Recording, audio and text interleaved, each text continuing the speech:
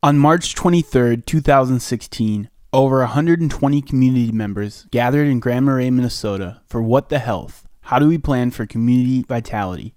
To explore the relationships between health and community planning. The evening kicked off with dinner and discussion of what makes a healthy community.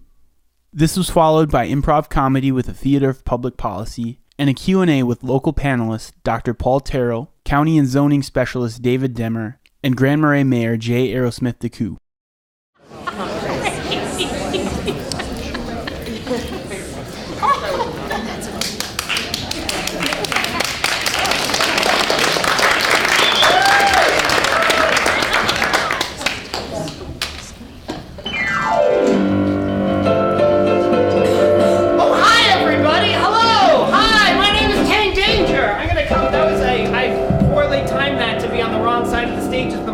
So hi! Hi! Thank you. So hi, my name's Tane Danger. I'm the host of the Theater of Public Policy. That's where you all are. So let me do this. I really like starting shows like this. So by a round of applause, how many folks have not seen the Theater of Public Policy before?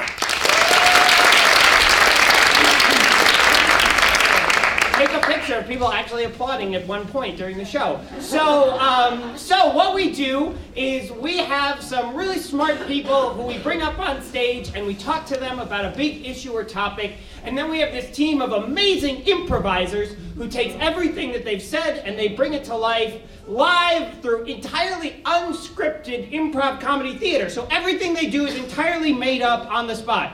Tonight we are modifying just a little in that you all are a lot of the really smart people here. You all are the majority of the smart people here. You are the smart people in the room. And so we spent the first hour of this evening talking to you all. Our cast has been out during dinner, sitting at some of your tables. You might have met them. They're the people that seem oddly dressed, apparently, because people keep pointing out, why are you wearing that strange coat? So, I don't know, because it's cold. So it is for me. So, with that, I'm going to welcome to the stage the cast of the Theater of Public Policy. Please make a round of applause as we bring to the stage Carmen O'Halloran, Beth Dillon, Jim Robinson, and Brandon Bolt. And we're going to just put our things down, and so we're going to start this show.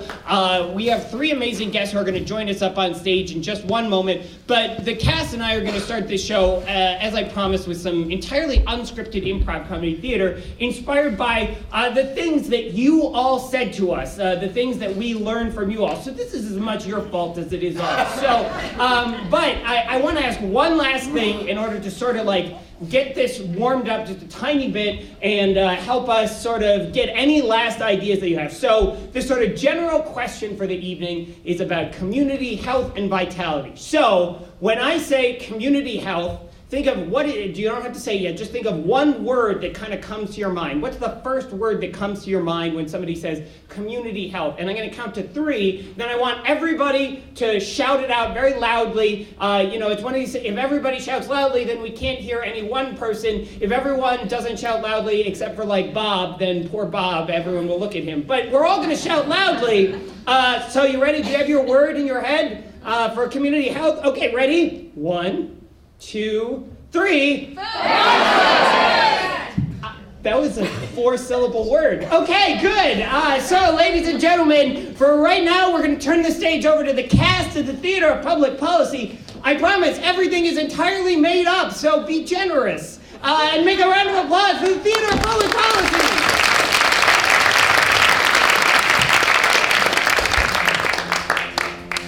Can you believe it? They're finally going to put a crossover on 61. Oh, I could make it over the crossover. Well, if you start in October, you'll get there by May.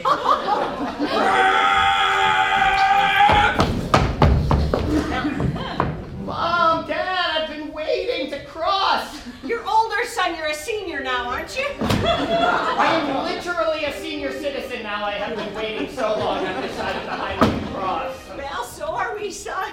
You won't believe it. There's something on the other side of the Gunflint Tavern. No. Yeah, you can actually see the lake. Were you up on Pincushion? Is that how you saw the lake? Yeah, I was. Wonderful. Mom, I'm so worried between each car. You have literally 13 seconds to get across. Right, well then I'll just wait for the cycle to repeat. Okay, well good. See, you got everything on the list except for the bread. You forgot the bread. That means we're gonna have to go back. I can't do it. I can't face Well, I all can't. those people we know. I have a busy night. I can't spend 3 hours at the grocery store.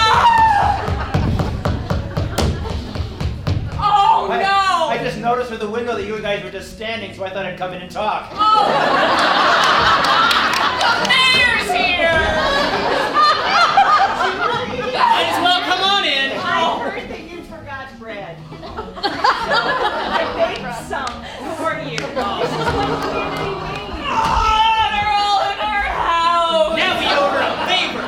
Oh You God! guys having a party? They forgot the bread! Oh my gosh, I brought a sleeping bag.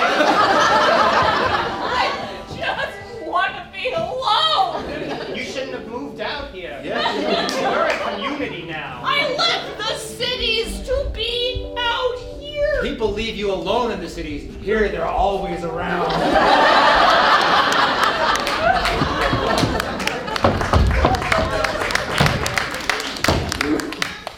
Honey, I think I over-volunteered. I'm so tired.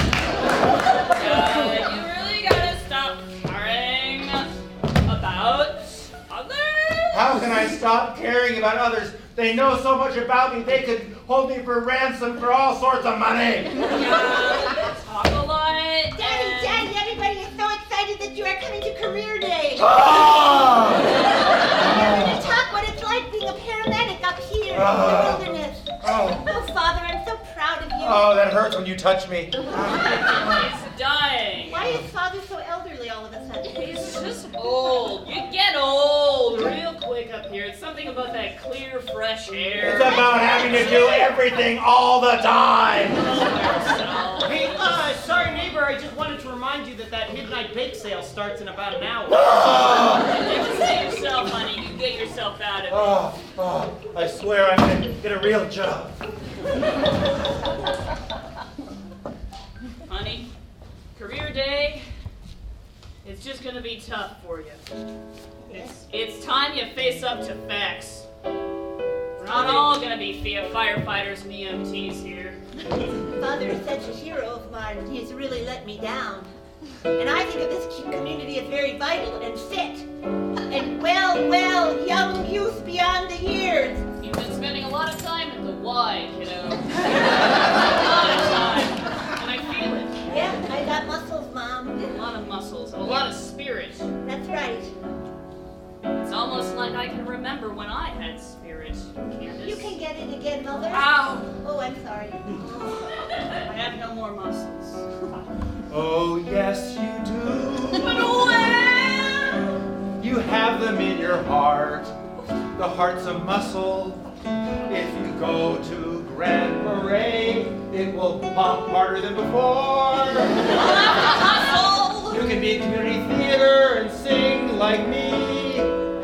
And do everything under the sun. It's my mother and my father. They're not bothers. They are bright and shining blue. With you, Candace, too. We're through being empathic. You're through being overcommitted. We'll find a happy medium, too. We're moving back to St. Paul. All right, we are forming a new committee for Cook County. God. And listen, everybody else has taken a leadership position, so now it's your turn. Sorry, I've already got so many hats. I don't know which one to wear. And another commission, it's just going to be meeting after meeting after meeting, and I people know. talking to me and telling me what's wrong with everything. And I just can't. What if we just decided that Cook County was a dictatorship? We just decided that you are our God King, our rock, our Lord. That's right. I didn't go to school for being a lord. It doesn't. I don't know No how. one ever does. Hello, how are you? Well, I could get used to this. But it's fine now, because now we don't have to make any decisions. I Now have it's up brought to you you. my IRA account. I have signed it over to you, my lord. It's fine. So now it's up to you to make us all healthy. We don't have to worry about it anymore. Bring out the soda machine. Woo! Just try it. No soda machine. My first decree, there will be no soda machine because it is unhealthy. What? Death to the king! Well, wait. I mean, okay, listen, you're the king and all. It's good to be the king, but it's just you got to keep the people happy. You have to take all the responsibility, but you can't actually make any decisions that make anyone upset. So let's just try that again, okay? So we'll just reset. I'll just bring them in. Tell them he was kidding. He was kidding. I'm gonna bring in the soda machine, Which will have some diet options. Okay. No, that was a compromise. No? Come on in. Hi. Hi. I'm... I just want to walk you out to my back garden. There's a big event tonight, and I invited some of the neighbors over, and I don't know how many others will show up. I did put it in the community newspaper. Oh, well, I'm just thrilled to be here. Thank you so much. My night blooming Sirius is going to bloom. Oh! Yeah.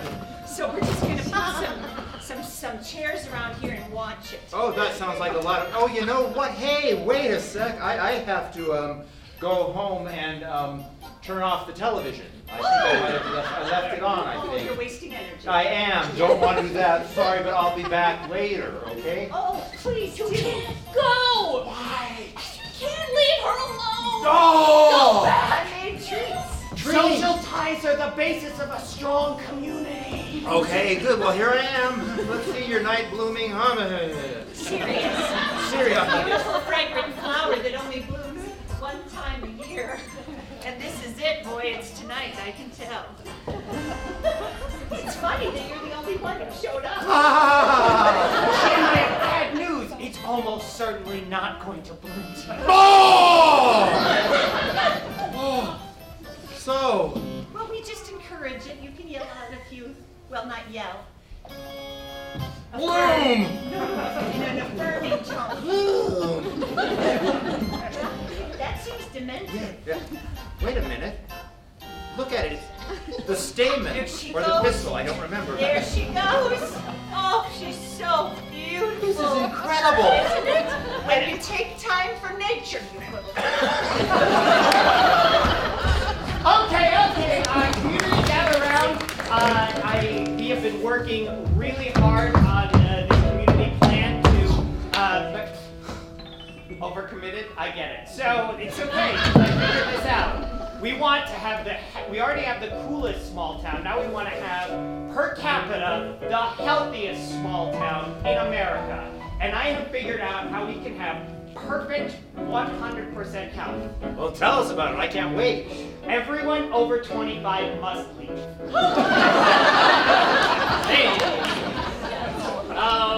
You know what? I've been old for a long time, but I just haven't felt it. Well, now's the time to feel it. We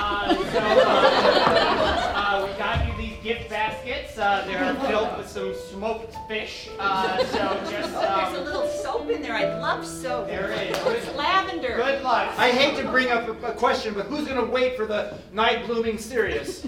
I'm serious about that. Thank you for reminding me. Here is the night blooming series. Take that. That's great. So, Is it just the two of us then?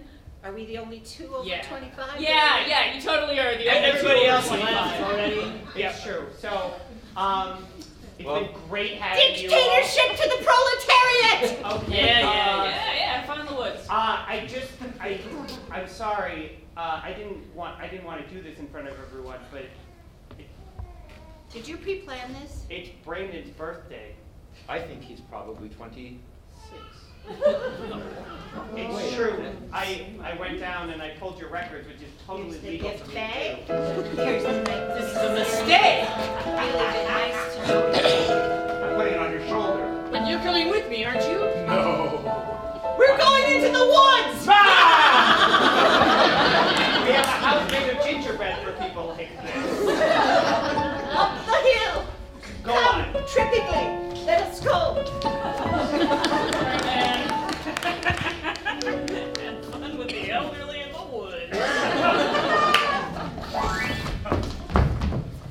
Yes. You know, I hear they don't have enough kids here in the elementary school. Yeah. Yeah, so I'm gonna volunteer. What do you mean you're going to volunteer? What do you think I mean I'm gonna volunteer? They need more kids. But you're not a kid. I'm not a kid, You're but 54. I'm 57. But I know how they can get some more kids.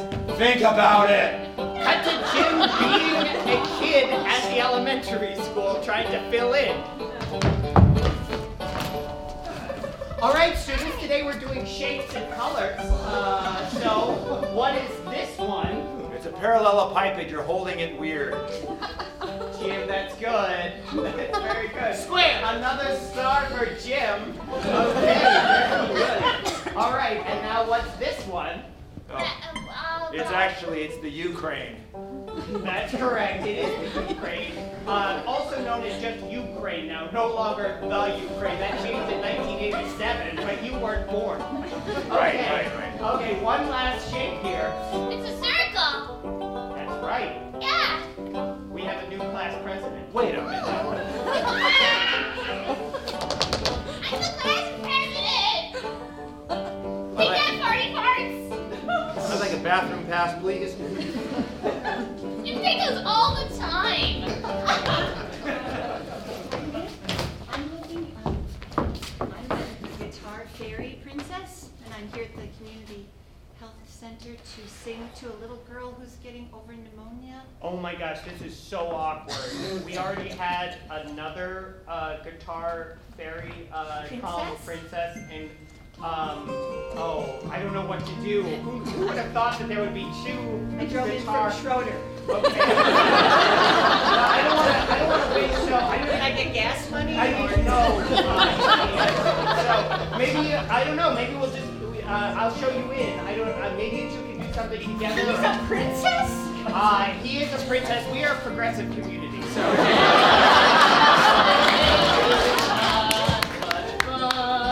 Your hospital stay will soon be done. That was pretty good. Who is this other interloper?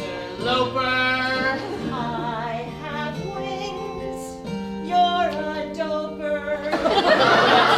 Honey, that's not true. So it seems like Taking my star back, I need to be president of the kindergarten again.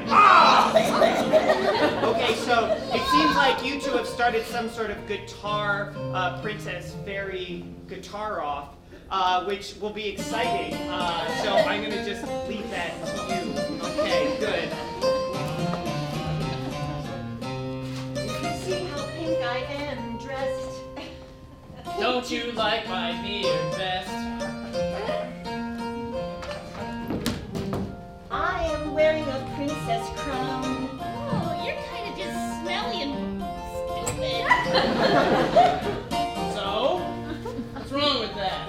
Well, look at you. You've got sequins and stars and play your instrument. Not just that, little girl. What's your name? I'm sorry. Tiffany. Tiffany. I'm sorry. They faxed me that. I've also got glitter for you, Tiffany. What is that? I'm asphyxiating.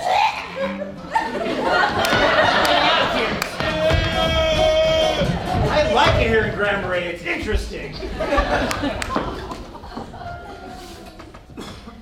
Hello. Hello. I have relocated from Denmark. Then you will be used to the winter. Welcome to October. Thanks you. It is some vodka. It will not make you healthy, but it will get you through. I know what you mean. You made this in your own distillery, didn't you? Yes, I got some potatoes and I have them down under the ground where there's no light. Yeah? It's called November. I can tell you are a survivalist. I am. I came here from Siberia. Yeah. I like it much better here. I can also tell you are over 50. Don't tell anyone else. They think I'm 49. Oh, this is the problem. Hold on. What? Oh. Hi! Hi! Oh, hi, I'm Bob from the city. We are doing a new community long-range plan, and we want to get everybody's voices involved. And so I just have some fun questions to ask you all about the city that you live in and how to make it better. Thank you, Bob. Bob? Bob. Thank you, Bob. But you are like one of those artificial sunlights. We were in the basement here enjoying gloom, doom, and sadness. No, that is your prerogative, but I'm gonna ask you the few questions, it's gonna help. So, okay, if you were to choose between the city having a new hiking trail, a biking path, or a place where you could whitewater raft, what would you most want to do? I want to have a windowless dungeon. There's no box for that. Write it in! I have another write-in. I think a distillery would be a fine addition. Please, okay. So youth are very important in our community, and we want to test. So if you were trying to, to volunteer in the schools, would you be most interested in teaching something like art, science, or maybe some sort of vocational skill? I will teach them existentialism. And we might work on making you baby. True. Okay, ladies and gentlemen, that's the top of the show.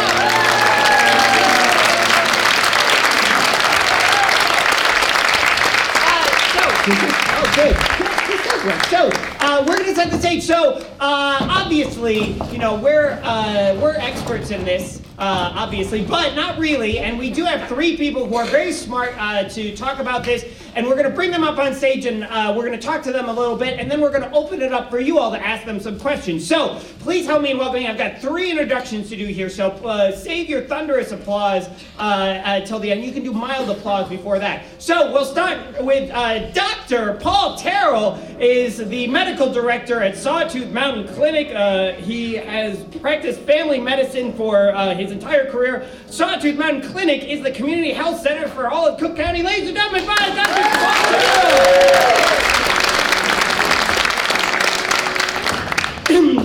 David Demmer is a land use specialist for Cook County Planning and Zoning. He started his career as a geologist. He did planning for the private sector in water management. He's been in government for 8 years and worked on half a dozen long-range planning studies. Ladies and gentlemen, David Demmer! Scream. Jeez, okay, good. And finally, last but not least, Jay Arrowsmith, DeCoux is your mayor of Grand Rapids, elected in 2014.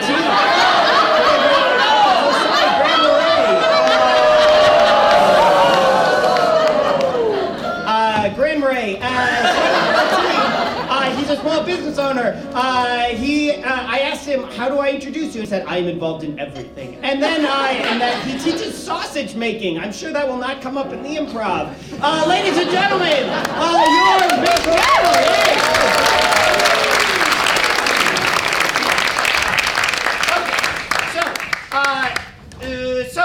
thank you all so much for being with us. Yeah, just we can scoot this way. That's not awkward. Good. Okay, so hi. Yeah. Stagecraft. Where is the dramaturge when you need one? So thank you all so much for being here. There's so much to talk about with public health and community health and sort of where this. But I just want to start at sort of like a very base level, which is this. I feel like it would be entirely fair for someone to hear about an event like this and say, well, why do we all need to get together to talk about this, right? Like, if I'm healthy or not is sort of up to me, like what decisions I make. And so why is this sort of something that we all need to be in a big room and talk about together? Anybody? Yes, well, that's a softball question, it's good. Yeah, I appreciate that. Thank you. Thank you. Tough act to follow, by the way, you guys. It's pretty impressive.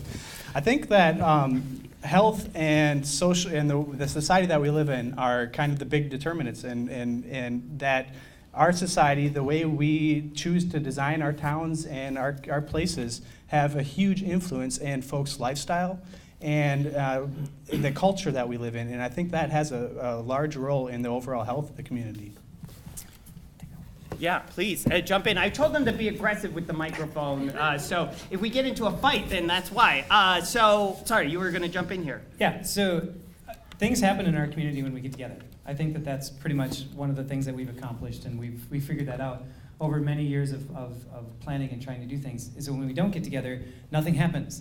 And we figure out that that if we have some initiatives that we want to do, like become a healthier community or something like that, that the only way we can really do that is by getting together and talking about it. And it's not quite as dramatic as what these guys portrayed before about like people being get out of my house. But I think my wife has felt that way a couple of times. So I should say, I found on one of my notes that as good as this panel was, we also invited a couple folks from Grand Portage to be here, and they're out of town on training purposes today. So just imagine the fun of this panel plus two. And so I'm going to bring this sort of to you next, which is to ask the question in terms of. So if this is important, what's going well, and where are sort of the opportunities right now in terms of this particular community, Cook County, Grand Marais, and how are we doing, I guess, here, and where are things maybe not stacking up? Where are the places that we need to talk more about? Well, I spend my days helping people try to be healthy, and from the medical perspective, a lot of times we think about health being something that you do on an individual basis. When we look at what makes people healthy and what contributes to people living a long, healthy life, we find that only a small portion of that is actually medical care. Much of it is what's going on in the community, the lifestyles people have, and it's the people's individual choices play a big role. But not everybody has all the choices available to them. And so our community has done things recently, like we've got the YMCA, and that was a community decision. We voted as a community to pass a tax and help fund this. We've got lots of recreational opportunities in the community. There are lots of people in this community, though, that live in poverty. And we know that if you want to predict who's going to develop diabetes, we can look at all the physical inactivity, obesity, bad diet, and all that, but we can also look at things like poverty. That actually is a better predictor of who's going to develop diabetes. We can look at how easy is it for people to move and be active, and we can look at things that we've got a big elderly population in this community, and we need to look at how can we optimize the health of those people who can't be as active. Well, I can imagine someone sitting, though, and hearing that and saying, well, we're always going to have folks who are in poverty, potentially, and people who are older. And so what do we do? How do we actually start to move the needle on us being healthier as a community, knowing that some of those things are always going to be there? Well, you can turn those into the opportunities as well. I mean, that's one thing where I think Cook County and Grand Marais are both wading into doing this comprehensive planning. And I think that when you have an opportunity to, coming out of the gates of these massive planning projects, get the community together and come up with visions, come up with these shared values, the elderly care, for example, that puts the planning process immediately at a principle-based planning versus a reactive plan. And principle-based planning, I mean, you look at the outcomes. The way you approach it by identifying these shared values and making your decisions and drawing your plans off of those, it's a much broader context to plan from, and I believe has better results. So we should say a little bit, because I worry when we say like comprehensive plan, people's eyes glaze over. So can you, Mayor, can you say a little bit about like what, sell us a sexy comprehensive plan or something? Does that mean I have to say it like, we're going to do a comprehensive plan? Sure, yeah. That would help. Yeah, I knew it was good to have you back there. Anyway, so a comprehensive plan is exactly what it says it is that it is a plan that covers all aspects of life in our town. So that's something, we currently have a comprehensive plan that was done several years ago, like 25 years ago, and it doesn't really reflect our community very well because it doesn't really include a lot of the values that we have developed as a community. So that's one of the reasons why we're redoing it, is because we want to recreate those values in groups like this and we want to make sure that everyone is represented. So and what comes out of that? Like, so what does it look like when it comes out of? You're the mayor? Do you have the comprehensive plan on the shelf, and somebody's like, hey, we want to put in a second stoplight, and you're like, I'm going to see if that's in the comprehensive plan or not, or I don't know. How does it inform the decisions that are made? Well, the comp plan's on the website, so you guys can go look it up if you want. But a website? We have 25 years old. Like that was.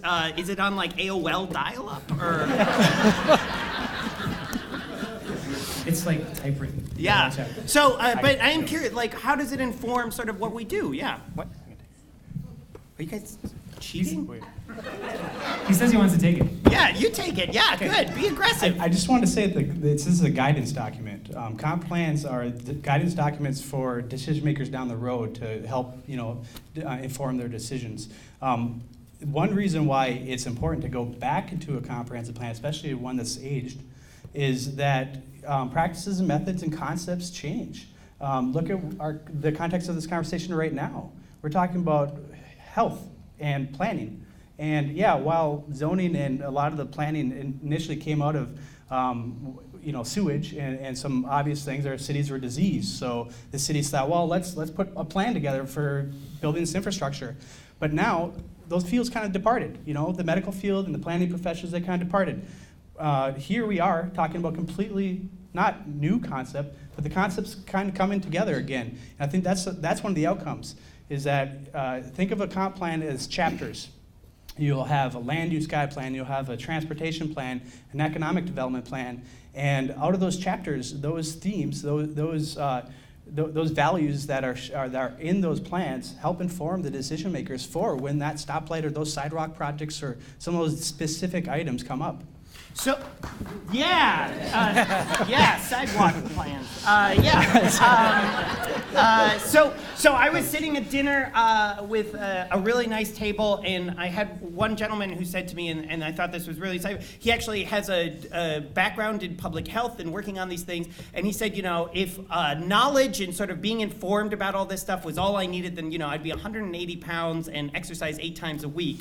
And there's more to it than that. And so I wonder, thinking about, and this is maybe a different answer from each of you because you're each in different roles, sort of like, how much are you leading a horse to water? How much are you sort of plowing a trough where water gathers? How much are you bathing the horse? I'm going to beat this metaphor to death. We have horses in town. Quite a few. In the crowd? Anyway, thank you. So each of us represents something different for this. I pretty much represent policymaking. So policymaking is one of the ways that we can impact that. We can create policies that encourage people to live a certain type of lifestyle.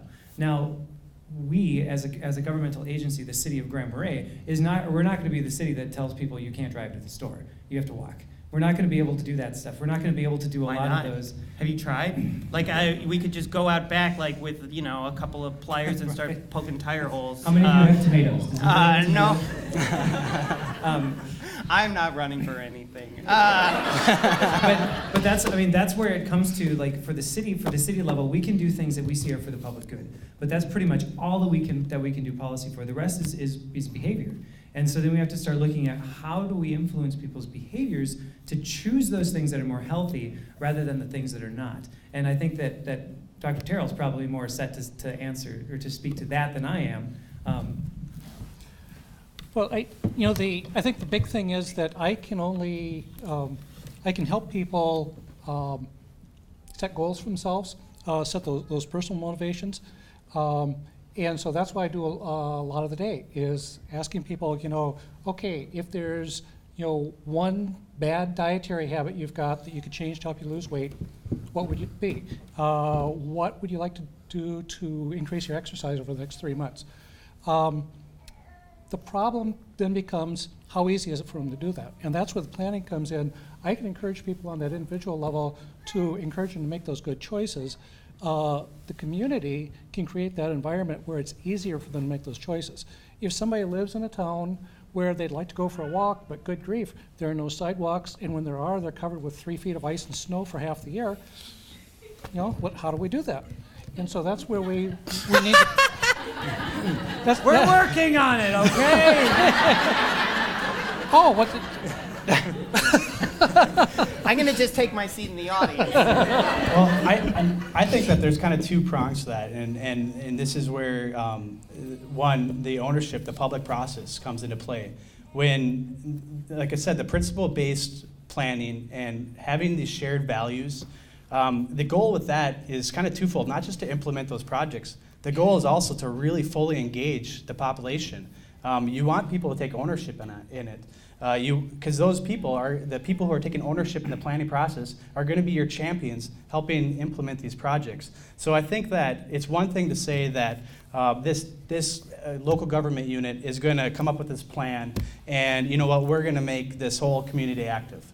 Well, that's a great lofty goal, but I think the real trick, or also the real opportunity there, is how do we engage this public to be part of these visioning processes and part of the planning process, that they're so well entwined with this and are so behind this idea that they're going to go out and work with their neighbors to implement these projects and create that lifestyle. It's not the projects that create health, it's the lifestyle that creates health. Okay, closing comment on that. So you guys who are here tonight represent many of the stakeholder groups that we need to have when we're doing comp planning in the city of Grand Marais, and in the county for that matter. The thing that we really need to focus on is how do we reach those groups that aren't here? Because the groups that don't make it to events like this, the groups that don't come to group planning process meetings and things like that, those are the groups that we really need to hear from, because a lot of times those are the groups that have it the worst. And it's really hard for us to connect with those people effectively and to really hear what they have to say. This is a struggle that's happened all over the country. So if any of you guys out there know how to connect with one of those groups, the low-income population, the population with young kids who can't find childcare, any of these populations that exist, let me know, because we're forming these plans right now, and we need that information. So that's kind of my shameless plug. Okay, so there's a lot more to talk about in terms of public health and the relationship between how you all as a community sort of incentivize or make it the default for folks to make these healthy choices. But I want to give the audience a chance to ask some questions. And so one of the things we like to do at the show, we could actually bring the house lights up slightly, is we want to give you a chance to practice your question. So if you want to turn to the person next to you, ask them a question that you would like to ask of one of our three guests. You'll have a chance to rehearse a little bit and make a new friend. Okay, ready, set, go!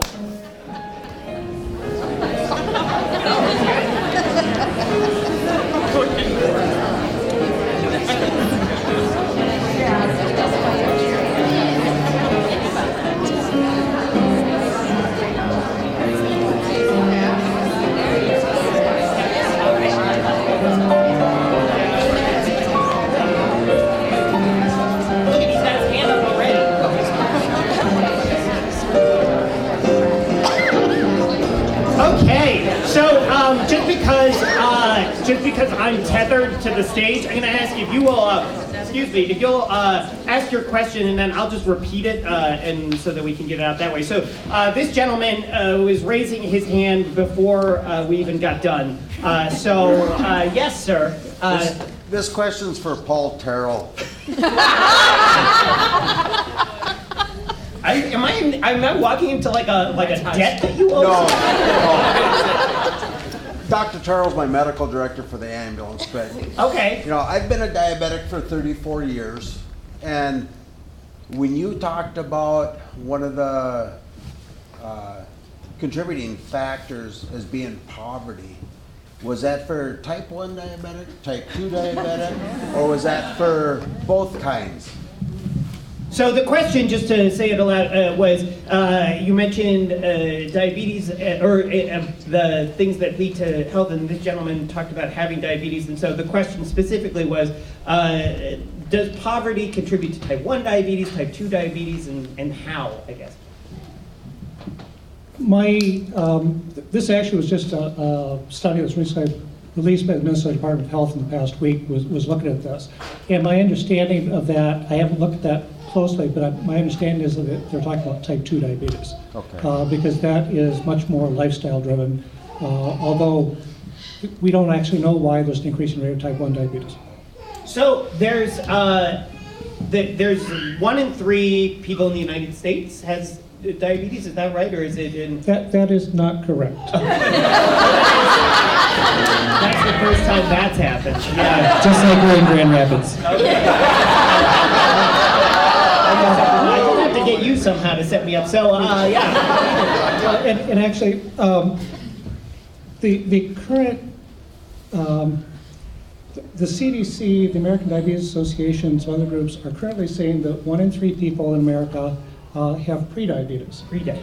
Now, they've defined that pretty broadly, probably overly broadly, and they're saying that within 5 years, 15 to 30% of those people will develop diabetes. But they're actually mixing the data together, and they're coming up with some incorrect predictions.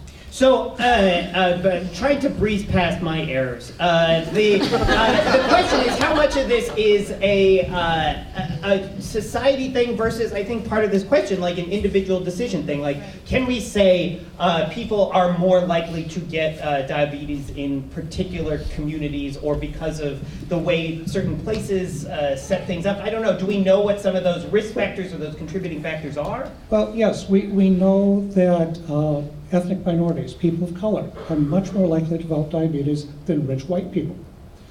We know that people who live in poverty are more likely to develop diabetes. We can actually predict somebody's likelihood of diabetes better by knowing what their zip code is than anything else about them. But you also have to realize that the difference between type 1 and type 2 is type 1 is where at a young age a person contracts diabetes, where their pancreas dies, they don't produce insulin. Right. Type 2 is more, like he's saying, it's cultural based. If you have a child that's not active, sits home and plays a game, eats junk food all day long, that's going to contribute highly to their chances of getting type 2 diabetes. It didn't normally start in kids because of diet, but it is getting to younger and younger where they're not able to process the insulin that their body makes. We have a bunch of questions, but is that correct? That is correct, yes. He knows what he's talking about. Okay, sorry, there was a hand right down here. But I think that's where parents should get more involved. Education, teach kids at a younger age. Teach them how to eat healthy, teach them how to read labels, and encourage them to be active. When they start little, it carries with them. Yeah, I guess this is an interesting, about having kids be involved, making sure that they start at a young age with some of this stuff. Yes, I think most people would agree that it would be very good for parents to do that, but I guess the question is then, again, thinking from each of your roles, how do you make it easier, or how do you incentivize parents to bring some of that stuff home, or is it even vice versa? Is it that you're trying to get kids to bring it back home to their parents? Well, I think as far as how do you incentivize that lifestyle that I was talking about earlier, yeah. I mean, to me, that is where planning does have a role. I mean, you make sure those sidewalks connect the schools to the homes to the businesses.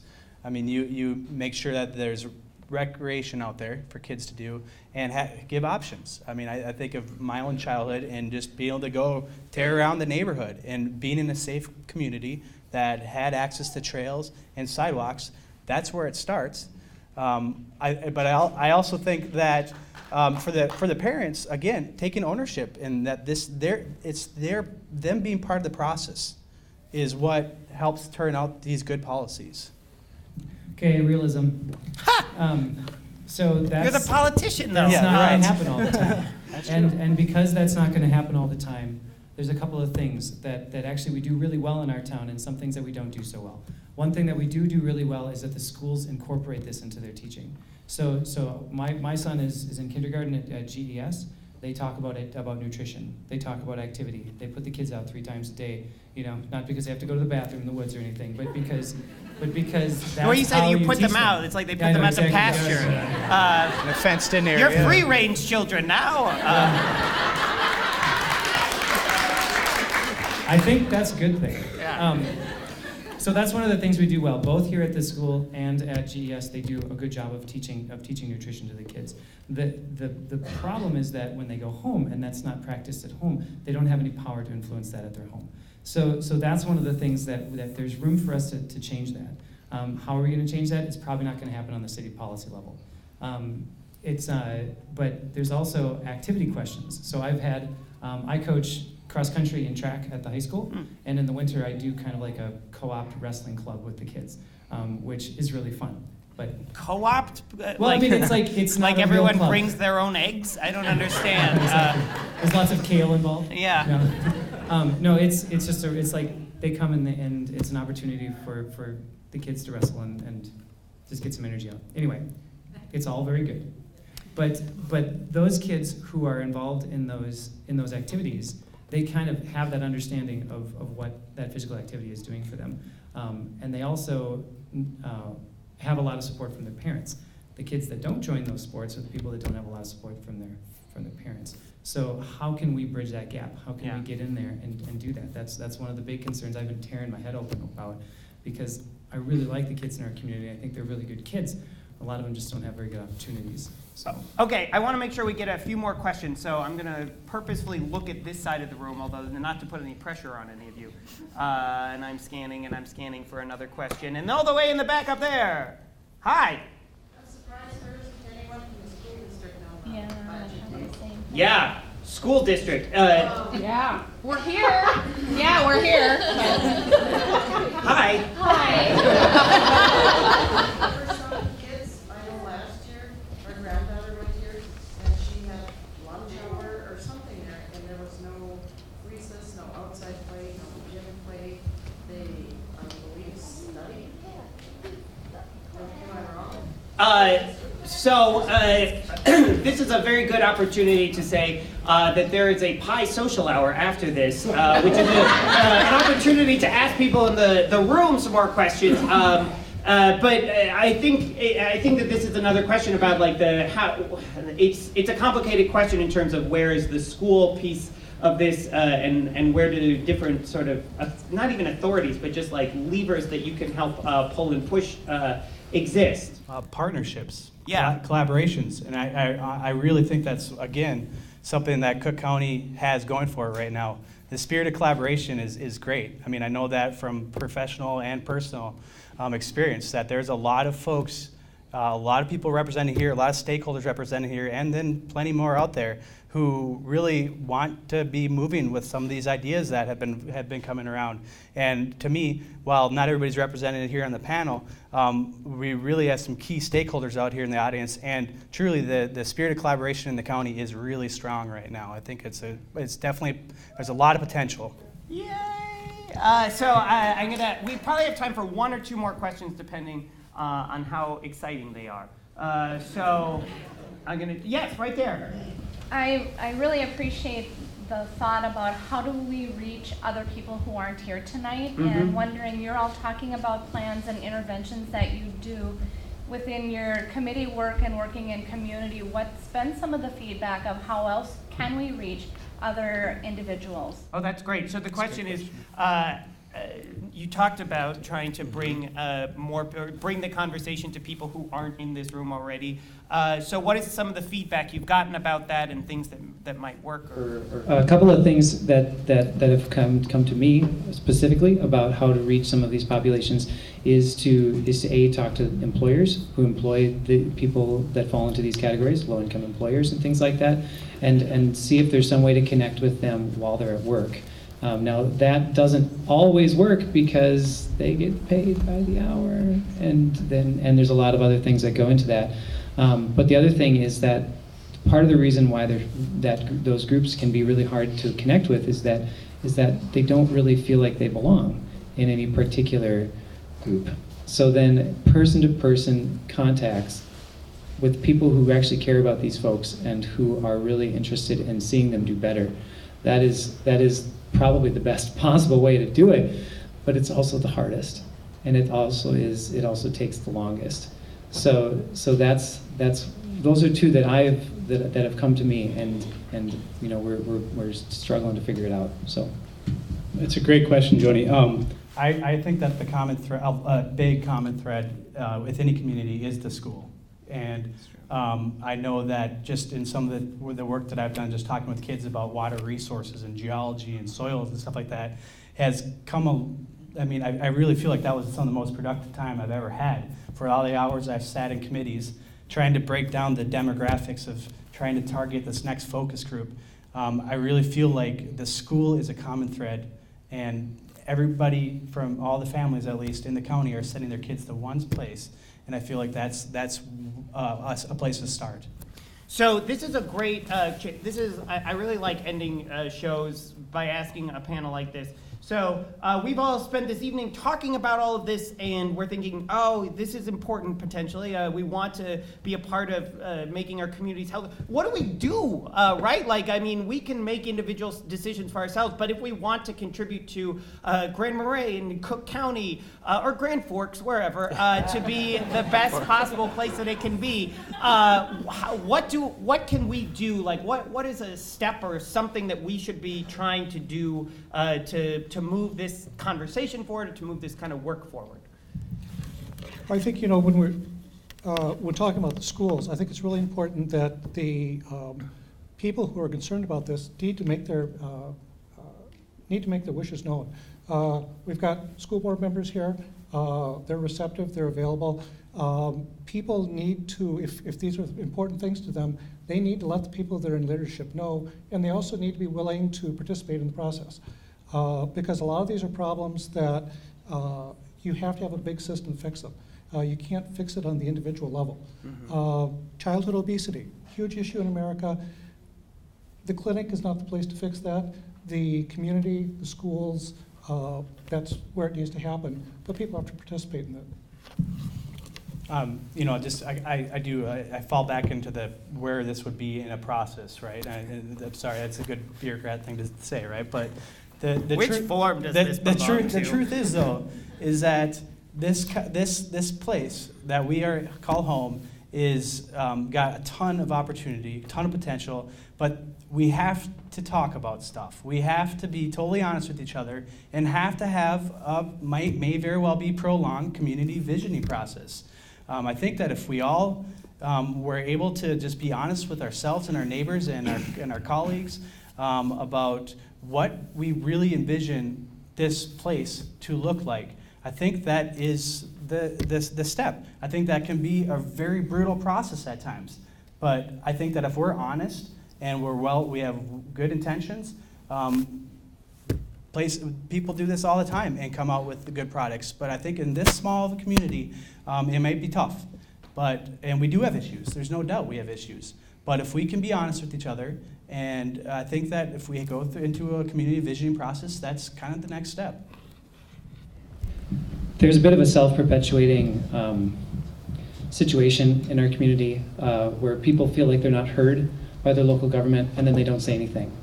And then they're not heard, and then they don't say anything. And I feel like the city council that we have now is incredibly receptive. And we're just a bunch of bearded guys and Tracy Benson. So we have no clue what we're doing. So that's why you guys need to talk to us. And people who feel like they perhaps don't have any clue, or like that they don't get heard, that's why they need to talk to us too, because we will listen. We will listen, and sometimes we may not be able to help, but if we can, that's what we're here for, people. So definitely come and talk, because I think that eliminating that self-perpetuating situation is definitely going to help, where people feel free to speak. Ladies and gentlemen, can we do a tremendous round of applause for all three of our guests?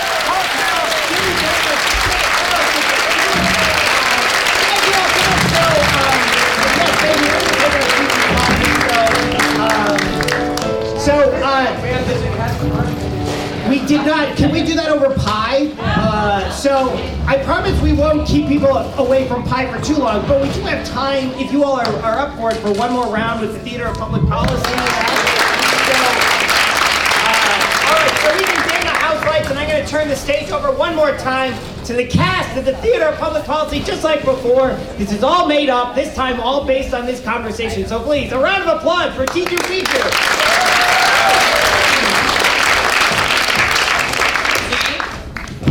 Walk here, it's fine. Got a sidewalk right here. It's on the side, let's walk. You don't need any walking paths. Those cost money, they're gonna eat into the parking. My business needs that. But I don't. What? What's the matter? What? Walk. Do all this. It's not a dancing walk. You're just dancing. Are you having trouble convincing him about the sidewalks? Because I can help. Please, because I'm just trying. No, but you need to use your sexy voice. Teach me. Hi, I'm the mayor. I know I just shaved. You want to walk where you're safe, don't you? Yeah. Yeah, watch me walk. Did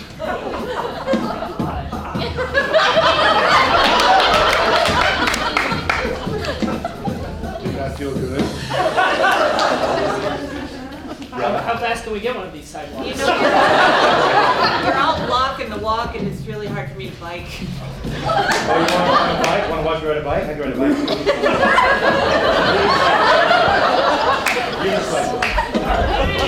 So what do you guys say, huh? I'm here to talk. What else do we need? Well, the Y is great, but I think we need another public garden or something. Yeah. So what do you say? Yes.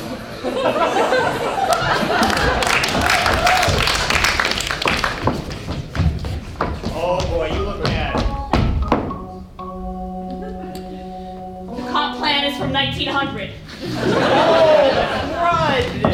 I thought that those zeros were a 9 and a 9. Sorry, your business doesn't have a hitching post in front of it. I'm going to have to find you. Butter churn. Oh God. Butter churn? I don't think so. What else is in it that we aren't supposed to be doing anymore? You know that jalopy that we don't have? That's the only kind of driver's license you can get here. For a jalopy! Boys and girls, welcome to exercise class here at the dockside. I'm just waiting for the otter to come up. We've asked the otter to lead us in some exercise.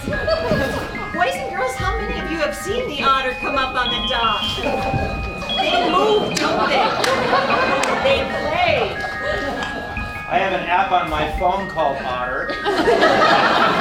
I know you do, sweetheart. You're my son. Can you give me your phone right now, please? I'm not standing up though. That otter. Do you have your phone too? I don't. I'm worried about the otter. It seems like it's kind of dirty, and I don't. Please, I don't. I'm afraid of the otter. Come here, Cecily. Come here, Cecily. All right, let's keep Cecily over here. Cecily, can you do some of your turns? Let's just do one turn. One turn, Cecily. Can you show the boys one turn? I wonder why no girls showed up. Can you do that, everybody? Come on, let's go. Can this be my exercise of the week? No. Good, Cecily. What about the one where you jump up?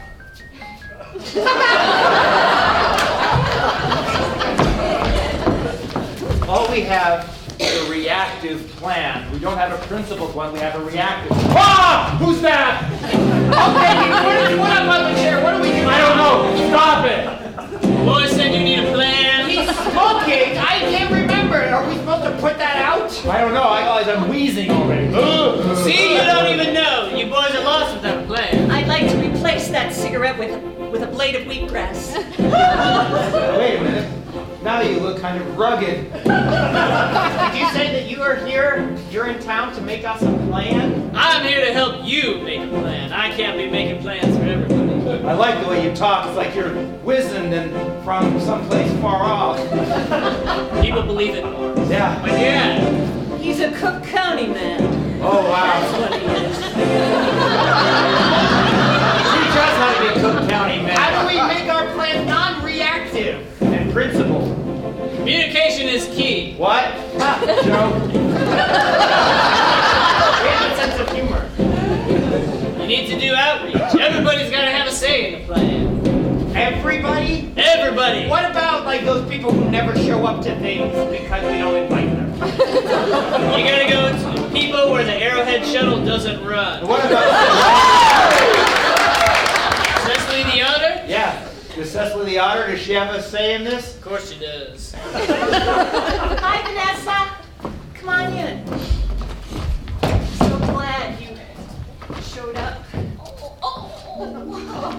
Nellie here. The walker usually does this, but thank you. I appreciate It's a your new plan. Oh, it's We're like gonna throw away the walker. a human walker. That's right. And I'm gonna exercise with you. Oh, I don't know. Vanessa, let's bend and up. I like the sounds you're making. Vanessa, you do not have to do that. I would just like to say right now, it is your freedom of choice to decide whether or not you want to exercise or not. Do not let this community health Gestapo decide for you whether you are going to bend or not. It is your choice whether you decide to do that or not. You're so reactive. There's public health and there's private health. And I feel my private health is very private. Oh, very private. And you didn't even knock, thank you. You're a terrible son. I'm not getting the cabin, I'm giving it to Gerald. You're doing what to Gerald? You're gonna give me the... Yes, Gerald. I don't like you either. But I really don't like him. I don't have a cabin. I'm worried about people taking advantage of the elderly. And so I they're want not to give doing it that. to my blood relation, Gerald. Okay, wonderful. Well, I'm glad we solved that. Let's keep creaking. Okay, oh God, I don't wanna, we have to have an honest conversation. Oh God, not an honest one, please, no. You're not gonna tell me how you feel and expect me to react in a way that actually touches my heart. The more and more honest I get, the more and more meat assaulting I get. I don't wanna do it. Oh gosh, no. Well, you don't have to. Oh God, it's gross. Okay, how are you doing? I actually want you to answer that. How am I doing? Oh my God, well I have seasonal affective Honesty, such a lovely word. And I everything to me. I have Billy Joel stuck in my head. Okay, You're driving me nuts. Are you, how are things with the family? Oh, my family? Well, my mom gave me the cabin, but I don't even like her. Besides the cabin, I had to get it flipped and sell it to some summer person, and then we'll never see it again. That sounds really sad. Is there anything I can do, and that is not a hollow gesture? Leave me alone. Leave me alone, won't you leave me alone? God, it's Helen Reddy, no! Leave me alone, won't you leave me I alone? don't understand that reference. From when I was a young person in the 1970s. Listen, this is an honest conversation. We're going to have to make some tough choices. I'm not giving up the chair. Have to. Jim wants somewhere to put his shoe.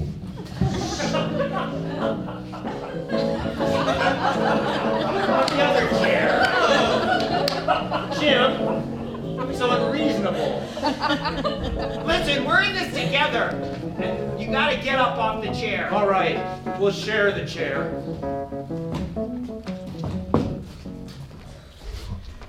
Ah! Curses. All right, boys, we gotta solve some problems. So what we're gonna do is turn these problems into opportunities. I like that. I like the way you think. Problems into opportunities. That way, 2 birds with 1 stone. Yeah. Kill them birds. So first, give me a problem. We'll fix it. Any problem. Tractor's out of oil. Tractor's out of oil. Change the oil. Boom. Wow, that's incredible. Jeez. That's how you turn a problem into an opportunity. Give someone an after-school internship, changing the oil. My husband goes to Sven and Ole's about 5 times a day. Problem, solution? Invest in Sven and Ole's. I like to swim outside all year round. Ooh, that's a doozy. Opportunity. Cut a hole in the ice? Cut a hole in the ice! Oh. Where you could wear a suit? Go to the Aspen Lodge! Swim in their swimming pool! I've got one. We aren't sure about the social determinants of type 2 diabetes. Shred Dr. Science! I'm just saying that the studies aren't entirely conclusive because they miss data sets. Statistician! This is an opportunity. Don't be crumbled by the statistics. The projections that they're making don't necessarily follow multilinear patterns. Doing anything later today? I want you to go door to door and say exactly what you're saying right now. Because there's a lot of people that need that person-to-person contact.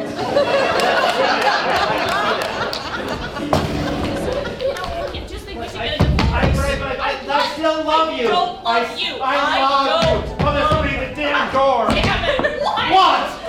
Hi, we had a coefficient on this study, but we weren't sure exactly if the population was an accurate sample size, so... I'm marrying him! What? Coefficient. Accurate sample size. Yeah, I need a bigger sample size! We have a sample size of 2, Karen. Yeah, and I need some more sample sizes! Are you aware that your zip code has more to do with your outcomes in health than your... I'm seeing you in a whole new light now. It's like you've moved to a different zip code. I think we have a... Listen to the man. He's helping us. It's true. When you were a child, if I had plotted you on this graph, I could have determined where you would have been by the y parallel. He's becoming less sexy. Will you marry me again? Listen to him. According to this, I mean, there's like a 30% chance that he's... Yes! Do all of the housework. Yes. This bag of kitty litter represents how much we're overweight. Ooh.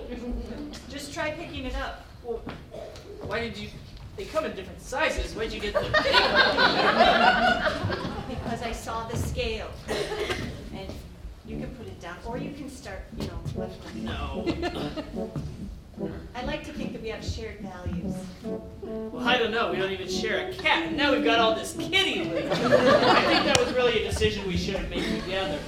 I can return it. I have the receipt. Okay, All right. Would you start doing sit-ups with me every day, making a commitment? Every day? Every day. Hi. Hi. It's the perfect couple. Hi.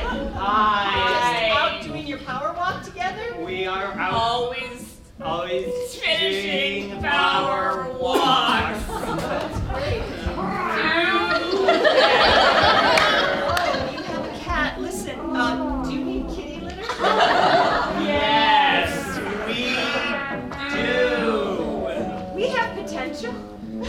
Oh, sure. Don't we? Well, here your potential. I don't want to talk like that. They sound like idiots. I don't either. Let's go to where the libertarians are. Yeah. Goodbye. Okay, now I know that you're only 5 months old and it's your first attempt at solid foods, but I want you to look at this label. Look at it.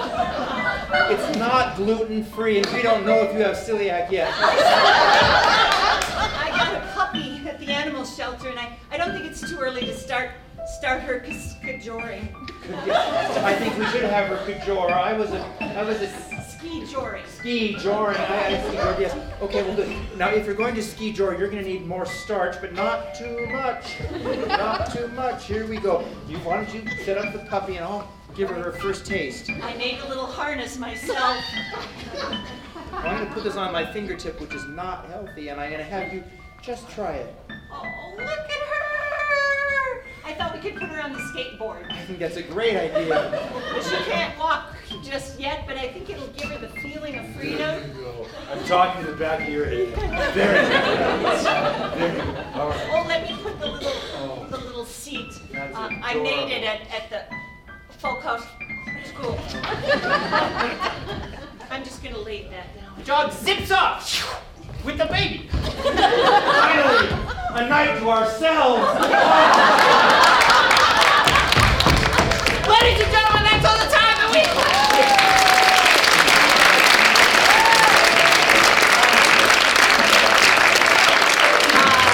Okay, so I have to say just a few things. First of all, and most importantly, can we all do a tremendous thank you for our 3 amazing panelists?